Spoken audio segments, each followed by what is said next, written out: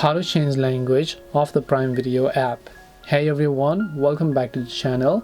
In this video I will guide you on how you can change language of Prime Video app, so make sure to watch the video till the end. Now remember that I'm talking about the language of the Prime Video app and not the thing that you're currently watching. So it's not the language of movie, because for that you have the option right inside the movie. But if you're talking about the app because it is in the language that you can't understand, tap the profile icon from the top right. Again, make sure to tap the gear icon that you see, which is a settings icon from the top right. From here, if you scroll down, right at the fourth last option, first, second, third and fourth, you'll find the option called language. So you want to make sure to tap on it and then just choose any of the other languages that you wish.